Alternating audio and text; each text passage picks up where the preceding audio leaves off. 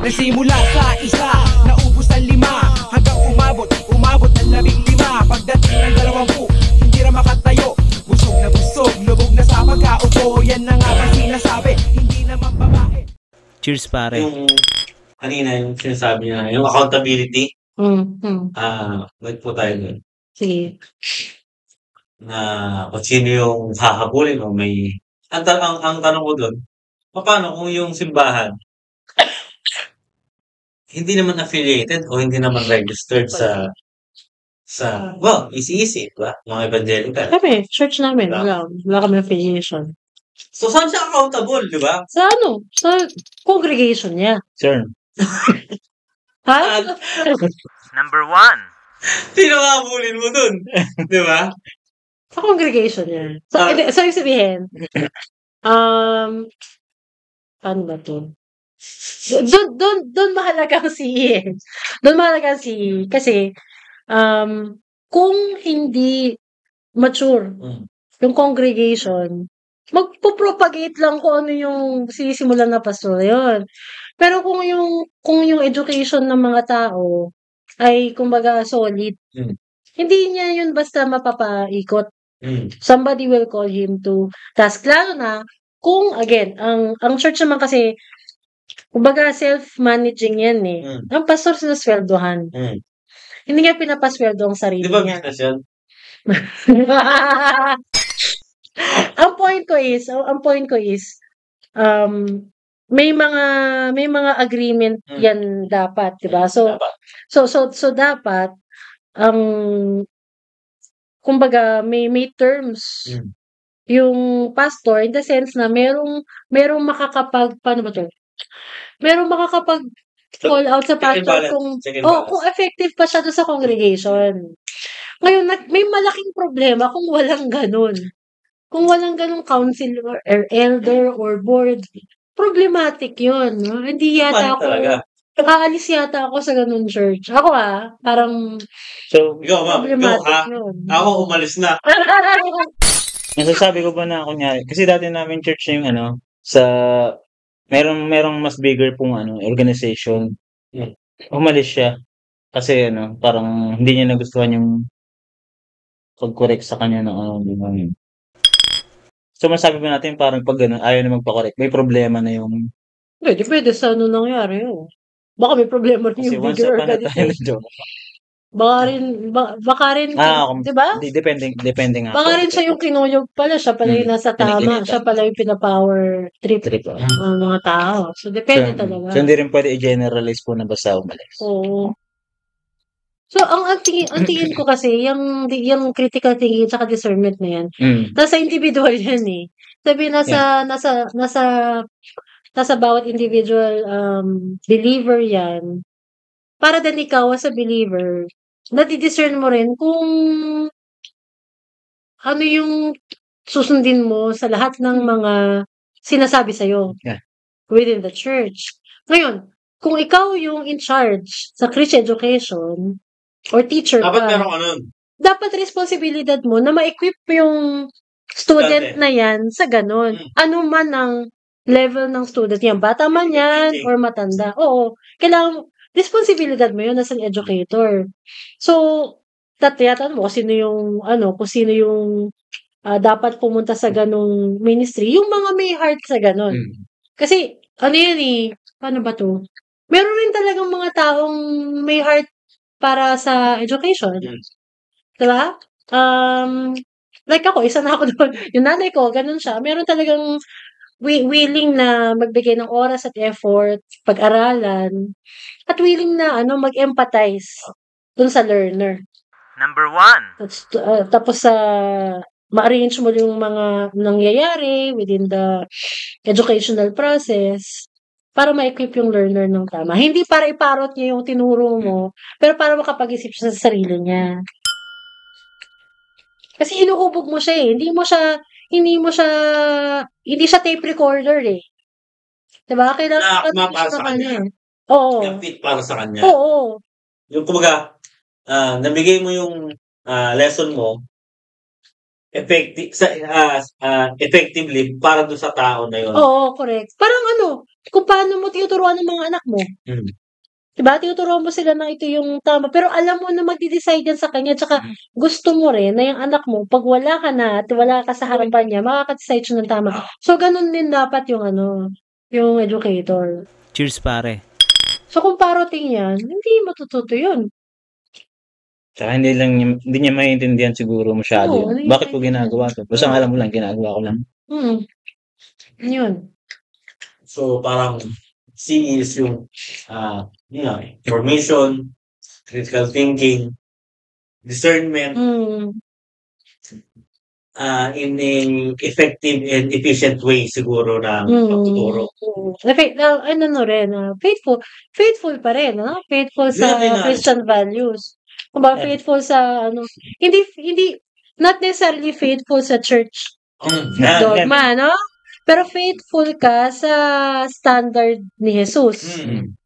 Yun, isang qualification yun na at least sa ATS, malinaw tayo ron. Wala tayong, kumbaga, solid ang ATS doon. So, okay yun. Pero within churches, hindi siya ganun sometimes ka-solid eh. Kasi sometimes ang faithfulness is measured by kung gaano ka conformed sa kung ano yung tradition ng church mo. Pero yung ethics, ano ba yun eh? Parang ano yun eh, makikita mo, pwedeng conformed yung tao sa tradition ng church, pero paglabas yung ethics niya, ang layo-layo sa sa ethics ni Jesus, di ba? So, anong klaseng formation yun?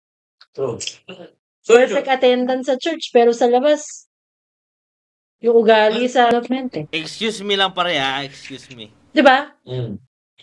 So, otherwise, ano ang silbi natin kung hindi natin equip yung tao na makapag-decide sa labas on their own.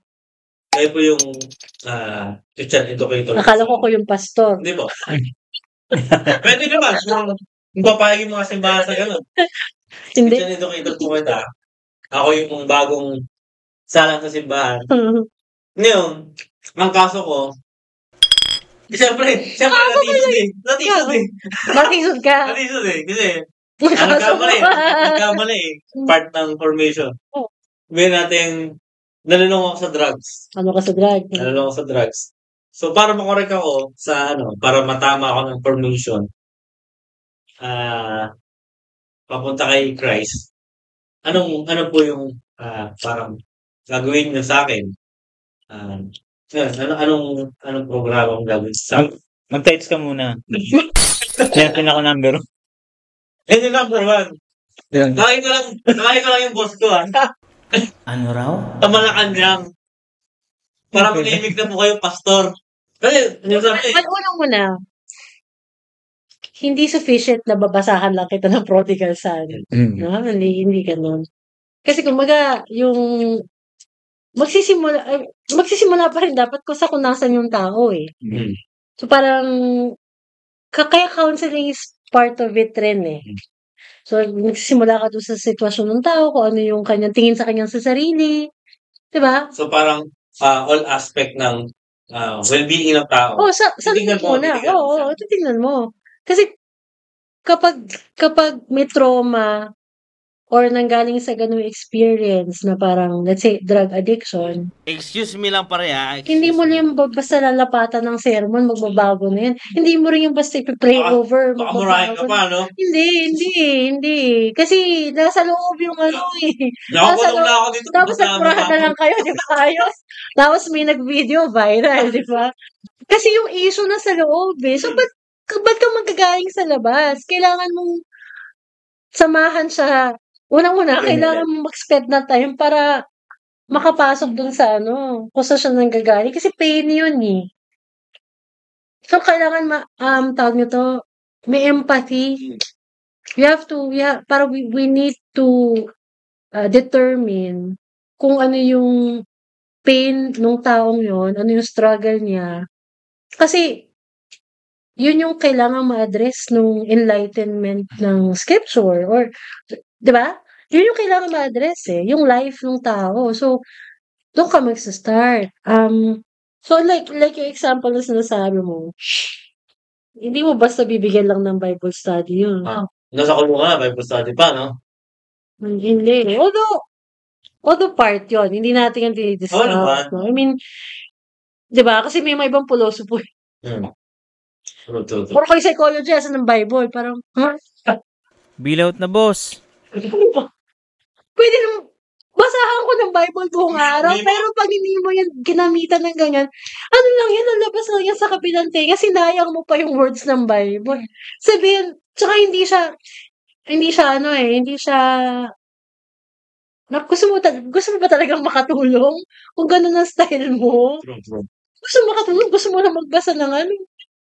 Hindi, spiritual lang kasi yung number one priority namin. Sa simbahan namin, ha?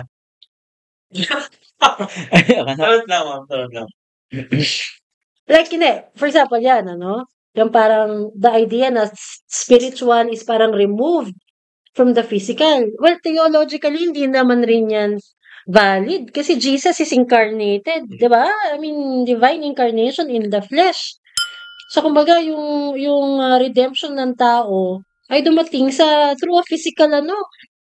Tapos, and when he was in the flesh, he addressed physical needs. True.